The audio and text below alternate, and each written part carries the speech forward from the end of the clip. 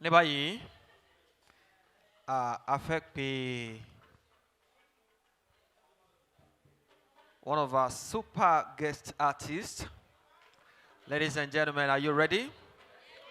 Put your hands together for Adekunle Samba. Lọ́jọ́ ayé mi o, ire ni ó máa. Lọ́jọ́ ayé mi o, torí.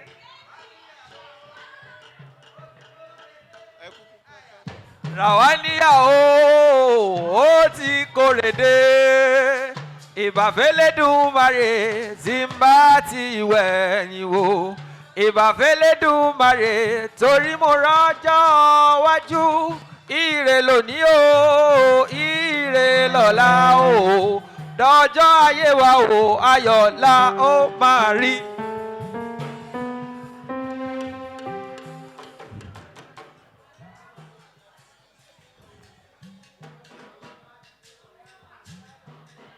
Look at them. Ẹ ṣeun. Inú mi dùn láti wà níbí.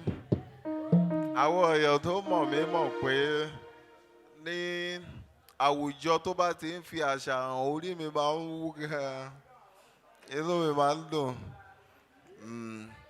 Kí gbogbo wa pàtẹ́wọ́ fúnra wa lẹ́ẹ̀kan sí. Kò sí orin tí mo fẹ́ kọ. Ọmọ ọba kúkú ti kọrin so. Orin tí mo fẹ́ kọ gan ni ó dẹ̀ ti kọ́ so.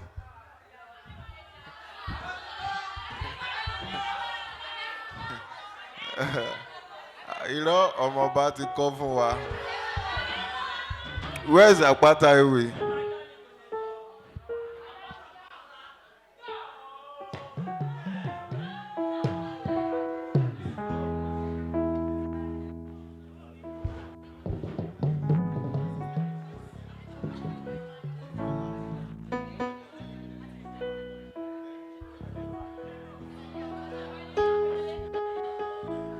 Gbogbo wa, let's celebrate Apataewi. Àwọn tí wọ́n jẹ́ ọ̀gá wa ń bí bíi Brọ̀ṣọ́lá, Àmọ̀ó ọmọọba, àwọn èèyàn wa tó wà ń bí wọ́n mọ̀ pé kì í ṣe ìpèníjà díẹ̀ ni èèyàn máa ń kojú tí èèyàn bá fẹ́ gbérú ètò báyìí kalẹ̀. I believe we are in student environment. Mo dẹ̀ mọ̀ pé a gbọ́ Yorùbá dáadáa. Mi ì fẹ́ ká sọ èdè òyìnbó. Mo dẹ̀ mọ̀ pé gbogbo èdè tí mò ń sọ ló yé wa. Like I've said earlier, I'm not here to perform. Àwọn ọ̀gá mi ti bá a ti jó kìlà èmi gan ọmọ gbádùn ara mi. So, you know, the diversity in exhibiting our traditions, percussion, chanting. So we've seen little of the numerous diversity we had in our culture. No. Ṣùgbọ́n mo kàn máa ìtàn kékeré lèmi kàn fẹ́ sọ kí n tó lọ. Ara nǹkan tá a fi wá ń bí ni pé a fẹ́ yin Ọlọ́run nípa àṣà wa. Àwọn kan máa ń sọ and you know, I've raised a lot of controversial issues, controversial points, controversial discussion on my social media platform, and people often hate me for that. And that controversy is that I'm trying to erase the demonic stamp, the decadent stamp, the negativity stamp placed on our culture. You know, some people will say our forefathers doesn't recognize the existence and supremacy of God. And we tell them that is a lie. Even before the Western people brought their religion, before they introduced it to us, our forefathers, don't let anybody deceive you. They know that there is God. Ara nǹkan tí wọ́n dẹ̀ mọ̀ ni pé, you know, the sovereignty, the supremacy, and above all, the prudence of God. Ó ní orí mi yẹn ṣe sọ pé Ọlọ́run ló gbọ́n jù lọ, á dẹ̀ máa jọ kọ́ ni. I believe we are familiar with that song. Tẹ́mi bá ti ní Ọlọ́run ló gbọ́n jù lọ, ẹ̀ ní kò sẹ́ni kankan. So I will carry you, the instrumentalists, along. Just stand by. Ọlọ́run ló gbọ́n ó jùlọ. Thank you. Check. Ọlọ́run ló gbọ́n ó jùlọ. Kò mà sẹ́ni kankan. Solemnly. Ọlọ́run ló gbọ́n ó jùlọ. Kò mà sẹ́ni kankan. Let's the keyboard come in first. Yeah, you grab the key. Ọlọ́run ló gbọ́n ó jùlọ. Kò mà sẹ́ni kankan. I love it gentle. Ọlọ́run ló gbọ́n ó jùlọ. Kò mà sẹ́ni kankan. Àní pé ọgbọ́n ayé ó ṣe nǹkan. Kò mà sẹ́ni kankan. Torọ́ Ọlọ́run ló gbọ́n ó jẹ̀dá lọ. Kò mà sẹ́ni kankan. Now listen to my story. Ìlú kan ń bẹ ó láyé àtijọ́. Rọra ṣe lórúkọ ìlú yẹn. Ọlọ́gbọ́n níjọba ń bẹ. Ọba tí ń bẹ lórí ìtẹ́ yẹn o. Agbọ́njù lọ ló ń jẹ́. Agbọ́njù lọ́rẹ̀ẹ́wà ó lọ́mọkùnrin olówó lọ́lá. Àtìgbà tó ti gorí ìtẹ́ o. Kàndùkàndù ní í ṣe. Kò bọ̀wọ̀ fẹ́ ní ìkọ̀kọ̀. Kódà kò sọdún Ọlọ́run mọ́. Ẹ wá gbọ́. Ọ̀dọ́mọkùnrin kan ń bẹ o. Pẹjapẹja ní ń ṣe. Yeah, I love it that way. Mo ní ọ̀dọ́mọkùnrin kan ń bẹ o. Pẹjapẹja ní ń ṣe. Àtọ̀hún rìn wá lọ́mọkùnrin yẹn. Kódà kò sẹ́ni mọ orúkọ tó ń jẹ́. Ọ̀pọ̀ ará ìlú yẹn wọ́n fẹ́ràn ẹja. Wọ́n wá ní báwo ló ti ń ṣe. Torí bí òṣèjà kankan lódò o. Ọmọkùnrin yẹn apẹja wálé. A ní èsì tó ń fún wọn ni pé mo gọ̀. Àmọ́ Ọlọ́run ló gbọ́n jù. Ọlọ́run ló gbọ́n ó jàre. Kò má sẹ́. Hope you are following my story. Don't follow the melody. You know?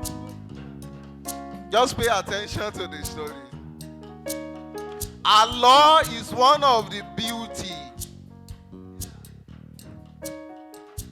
A kind of beauty in the element of our culture. You know, the moonlight tales, the folkloric tale. And that is the first format of our own education. Some people will say, Africa doesn't have a kind of education before the Western people. That's a big lie. Argue with people anywhere. You know, everything that the Western people introduced to us is just a kind of replicate of what we've been practicing. Before káwọn òyìnbó tó dé àkí oúnjẹ sí mú, àdẹ̀borí rìn. Bẹ́ẹ̀ ni, ṣé ń bá àtàn yẹn lọ? Mo ní àní Ọlọ́run ló gbọ́n jùlọ. Kò má sẹ́ni kankan. Mo ti sọ fún wa ń pa ọba àti pẹjapẹja àbí? Kò sí bó ṣe lè dí tó lódò apẹja. Ṣùgbọ́n tó bá ti bí pé báwo ló yẹ sí Ọlọ́run ló gbọ́n jùlọ, ó lóun tọ̀. Ẹ wá máa gbọ́. Òkìkí arákùnrin yẹn ti kàn dé tí ọba. Wọ́n lọ́mọkùnrin kan ń bẹ. Pẹjapẹja ní ń ṣe.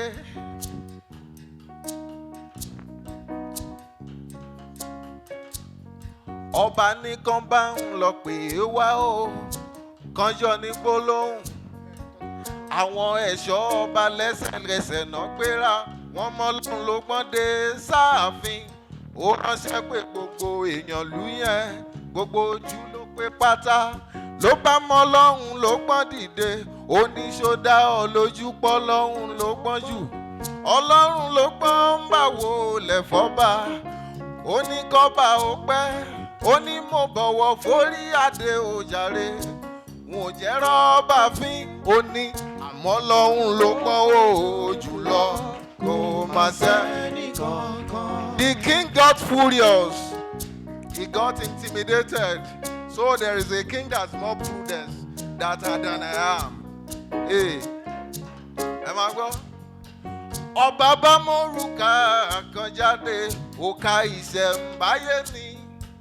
Ọlọ́run ló gbọ́ ó jàre, bá ń tọ́jú ẹ̀ dáadáa.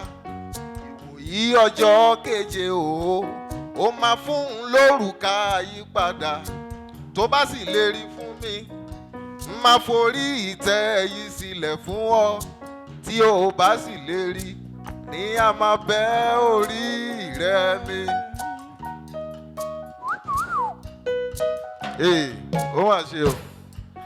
Ọlọ́run ló gbọ́n gbéra ó bá dilé pẹ̀lú ọ̀rẹ́ tímọ́tímọ́ rẹ̀ kan ṣoṣo tí ń jẹ́ ní afẹ́.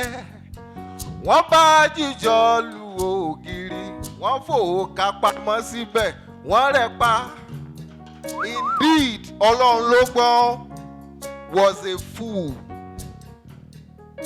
but because he acknowledged the prudence of God. Now let's see where that acknowledgement would take him. Yeah. Wọ́n bá jíjọ lu ògiri, wọ́n fòrùka pamọ́ síbẹ̀, wọ́n rẹ̀ pa. Kò pẹ́ kò jìnnà o, ọba wa ránṣẹ́ pẹ́ ní afẹ́. Ọba ní ìwọ nìkan ṣoṣo lọ̀rẹ́ tímọ́tímọ́ Ọlọ́run ló gbọ́n. Mo fẹ́ kó bá ń mórúkà yẹn wá òun máa dá ẹ lọ́lá. Ẹni afẹ́ bá dalẹ̀ ó gbẹ̀yìn lọ fọ́ba lóòka.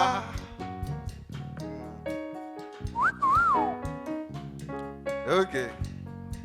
Ọba gbéra odò ńlá ti ṣàn ló bá mọ́ọ̀ká ìṣẹ̀mbáyé yẹn ọ sínú òkun. Ọlọ́run ló gbọ́n ti tán. In his mind, the ring is very safe where they kept it.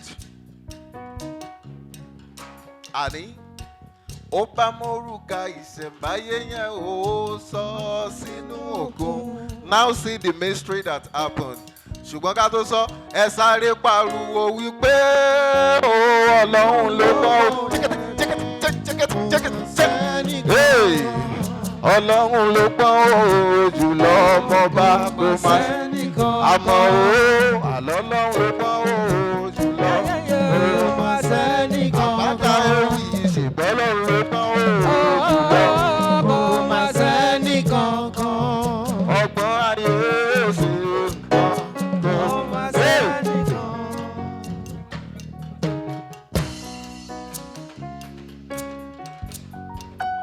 Now listen. Lọ́jọ́ kan Ọlọ́run ló pọ́n roko ẹja, ó sa gbogbo ipá oko rẹ̀ japa. Àfẹ̀jà àrọ̀ kékeré kan, ó gbìyànjú láti tẹja yẹn. Kò sẹ́ni tó lè rà á lọ́wọ́ ẹja ńláńlá lọ́lọ́run ló gbọ́ máa ń pa náà. But that fateful day, he got so frustrated, he couldn't catch. All his human skills, professional skills failed him. Kò rí ẹja ńlá pa, ẹja kékeré tó pa. Ó kiri káàkiri gbogbo ìlú, kò sẹ́ni tó rà lọ́wọ́ ẹ̀. Ó bá ní, má lọlé lọ́jẹ̀jà mi, má ṣọdẹ òmíràn tójú bá ti mọ́. Ẹja ilé ìgbà tán ra àṣà ní sọ́dànù. Let me go and eat it jàre. Ọlọ́run ló gbọ́ tó sábà ń jẹja. Ọlọ́run fẹ́ kó jẹ yẹn. Bọ́lọ́run ló gbọ́n ṣe ń gẹ́ja ní ń wo òrùka ìṣẹ̀mbáyé kàṣà. Ó sáré lọ síbi tó fòkà yẹn sí. Òkà tá a fi sára ògiri àbí ó ní míì ni. But this same ring olówó àánú ẹja tí mò ń gé. Tó máa ṣí ògiri yẹn. The vacuum was empty. Oh my God, no, ọ̀rọ̀ ọjọ́ mi nìyẹn about friends. I believe we have enough time.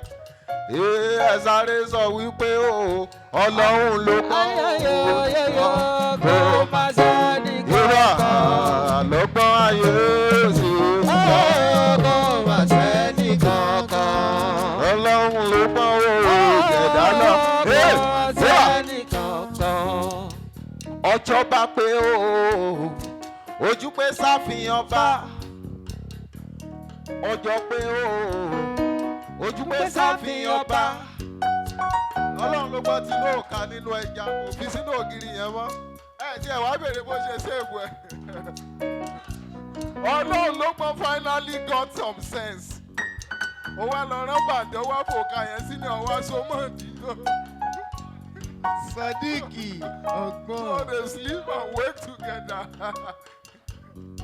Tó bá jẹ́ mi ni màá tún àlù ẹ̀ máa ti dé fara màá ní open my eye òkà yín wà níbí. So I better do that. Ọgbọ́n. Yeah. Ṣé ń rántí? Ọjọ́ bá pé ojú pé sáfihàn bá. Yíwà. Ọba tí ń halẹ̀ bí ìyá ṣe fẹ́ jẹ Ọlọ́run ló gbọ́. Lójú ara ẹ̀, ó ti finish Ọlọ́run ló know now. If not for God, báwo náà ṣe fẹ́ rí nǹkan tí wọ́n sọ? Bó bá ṣe wọ Ọlọ́run ló ń ṣe nǹkan ẹ̀. You know, that swallow the ring have a very tight, even the whale that swallowed Jonah, God can prove a point through anything, impossibility. The scientists that study wildlife, the creatures of the sea, the aquatic creatures, they made us understand that whales have a very tiny throat passage, yet the whale swallowed Jonah. So don't ask me how the fish swallowed the ring. Eva, ọba àti òun wàlẹ̀ bí ìyá ṣe fẹ́ jẹ́ Ọlọ́run ló gbọ́. Ọlọ́run ló gbọ́ tún gbéra, ó kí àwọn èèyàn ìlú ojú ní Ọlọ́run ló gbọ́ òjò. If you are the king, you will get furious. Ojú ọba tún gbọ́ pé ìpa ìyàlá máa pa ilé ní oh my God. Àyà. Ayò. Gẹ́gẹ́ bí mo ti ń wí, ọba àti òun wàlẹ̀ bí ìyá ṣe fẹ́ jẹ́ Ọlọ́run ló gbọ́.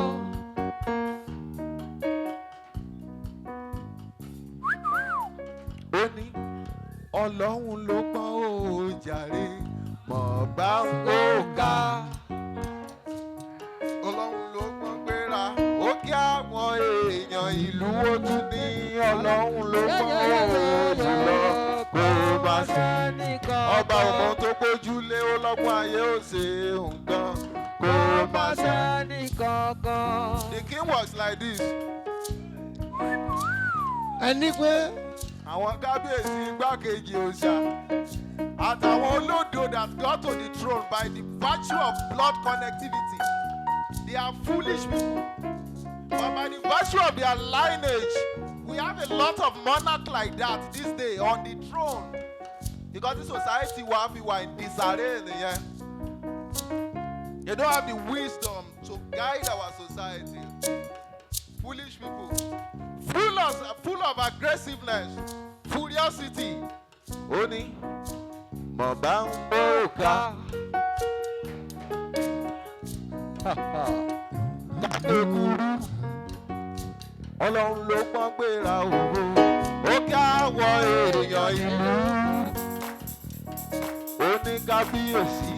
Ọlọ́run ló pọ́n jù. Ó ní kábíyèsí òwò. Ọlọ́run ló pọ́n jù. Àní Ọlọ́run ló pọ́n òjò lọ. Kò má sẹ́ni kankan. Ló bá ní kábíyèsí ẹ̀gbọ́n òkà ìṣẹ̀ǹbáyé. Ariwo sọ̀rọ̀ bùyì fún. Wọ́n fọ̀ lọ́rùn ló pọ́njọba ní kíá. Apọ́njù lọ́dẹ ní ilẹ̀ o. Àwọn ọ̀tá abẹ́lẹ̀ ẹnu wọn wọ kẹ́sẹ́. Ẹja bọ́ láfọ́ lọ́rùn o. Tòró ń gbọ́njù èèpẹ̀ ló fi ṣẹ̀dá wa. Kò má sẹ́nìkan ẹ pariwo. Ọlọ́run ló gbọ́ òjò lọ. Kò má sẹ́nìkan. Ìbá ọgbọ́n ayé òṣèlú sọ. Kò má sẹ́nìkan kan. Ọlọ́run ló gbọ́ òjẹ̀dá lọ. Kò má sẹ́nìkan kan. Ọgbọ́n ayé òṣèlú sọ. Kò má sẹ́nìkan kan. Ká fìgbà fẹ́lẹ́ bí màrò. Bàbá ti rẹ̀ rò. Ká fìgbà fẹ́lẹ́ bí màrò. Torí àwọn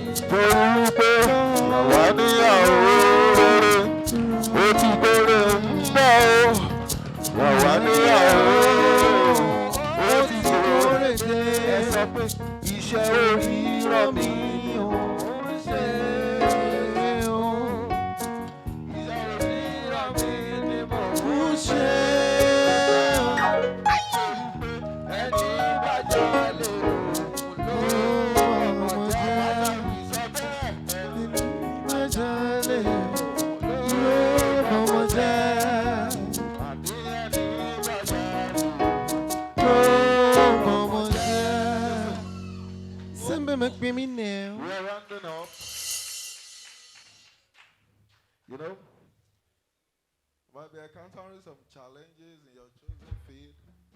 But once you are convinced that you are on the right channel, so you are not engaging in that duty because of someone is doing it. Ah! Ọtí lẹ́nu níta bá gé mi náà máa tọ́tí kó lè wá sọ. Ah! Àmọ́ ó mewìí kéèmí náà kékeré ti pa. But once you are convinced that it's your call,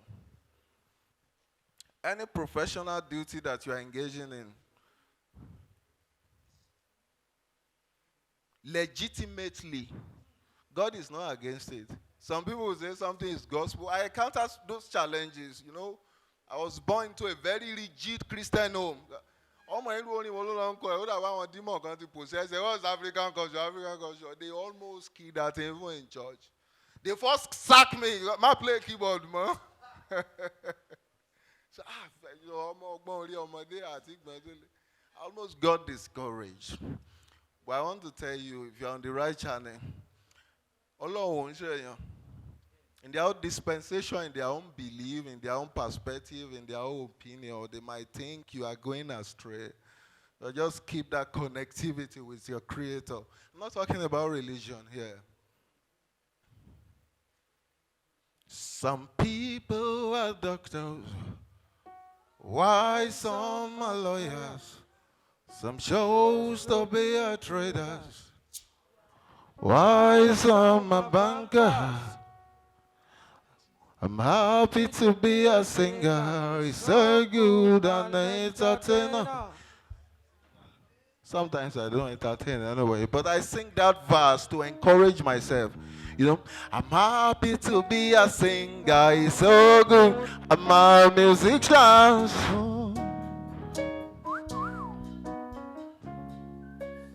Bonnie, I'm happy to be a singer, it's so good. I'm a musician. Apataewi, you happy to be a chanter, it's so good. You're an African.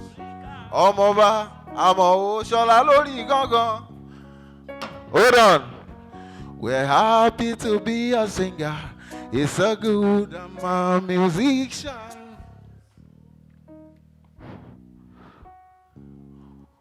Mo ní iṣẹ́ oríran mi nìyẹn o, àjẹyè ni mo. Ó yá o, iṣẹ́ oríran mi ni mò ń ṣe. Àṣelówó àṣelọ́lá yóò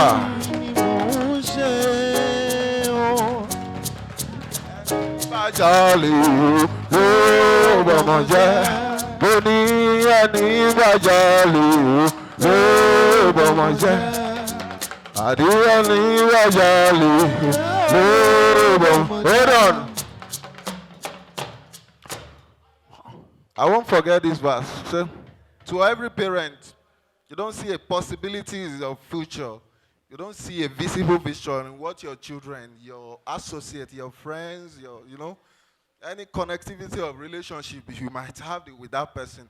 But we don't share vision. But remember, you are not God. I'm using father and mother as a point of contact. Boy, ìwọ bàbá, bono ìwọ mama.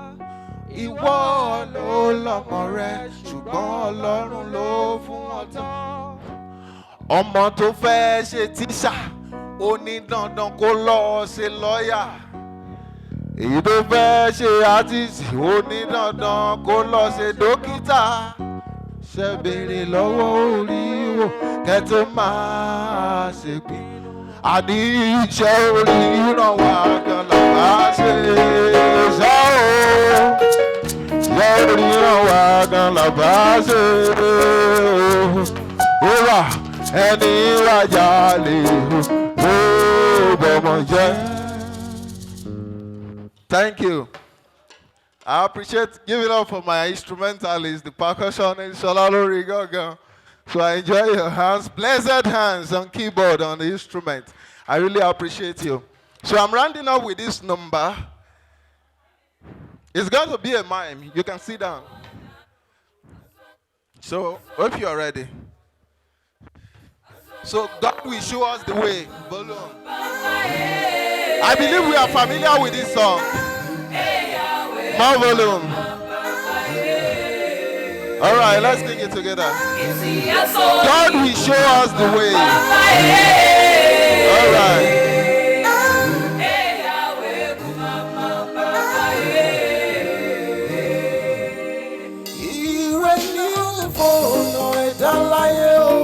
Edua ọba òkè o, mojú wọlé, wá bá ń ṣe tèmi o, ṣebí wọ́n ló rán mi wáyé, máa kọ́ mi o. Elédùmarè wá mú mi mọ̀nà, Elédùà o, wá mú mi mọ̀nà. Yàrá gbọ́, Èdùmàrè ọba òkè o, wá mú mi mọ̀nà. Bẹ́tà mi kì í má ṣàtòrí gbogbo, wá mú mi mọ̀nà. Àwọn ìka kan tí bá fẹ́ ṣe ìrẹ̀wẹ̀sì ó máa sì rántí. Ibi tó ti ń mú mi bọ̀ ó mo rántí ogun tó ṣe. Kí n máa jó kí n máa yọ̀ o, kí n tún máa sọ pé ibi ogun dé. You will never leave me halfway fún ọmọ yẹn. Ó dá mi lójú máa sọ gbangba. Àní kò máa fi mi sílẹ̀ o, Elédùà máa tọ́ mi. You will never leave me halfway to my baba. Show me o, Èdùmàrè bàbá mi máa tọ́ mi. Mo dúró mo dìrọ̀ mọ́ bàbá. Ayé pẹ̀gàn wọ́n ń ṣe lè nìyí. Mo mọ̀ ṣá ló fẹ́ fi sún mi, wọ́n fẹ́ kí n tàpá sí ọ. Mo bá wí fún wọn pé o, bóyá ọ̀rọ̀ yìí á dẹ̀rọ̀. Ohun ò tó máa ṣẹ́kù ṣàlàlù, ìgbà mi á dùn. You will never never pay me to my papa. Mi kulẹ̀ o, gbogbo ìlérí àmúṣe ìtù. Kò ní já mi kulẹ̀, gbogbo ìlérí àmúṣe mú mi mọ́ ọ̀nà. Kò ní já mi kulẹ̀. Thank you very much. My pleasure to perform with you tonight. Kò ní já mi kulẹ̀. Kumama Yesu, Yahweh kumama. Kumama Yesu, Yahweh kumama. Kisi asole kumama. Kumama Yesu. Ladies and gentlemen, please put your hands together for Adekunle Samba. Put your hands together for him. If you enjoy God, if you enjoy God in that pressure, put your hands together. Put your hands together. Hallelujah. Hallelujah. If you're happy to say my Oga, please once again put your hands together for him. If you're happy to see Samba, a lot of us have heard about him. We've heard of him, but we are seeing him for the first time. Put your hands together once again.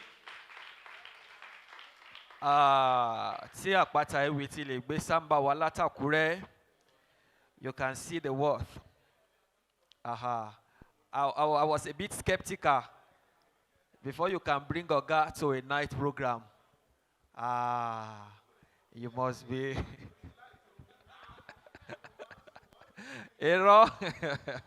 before you can bring Oga to a night program.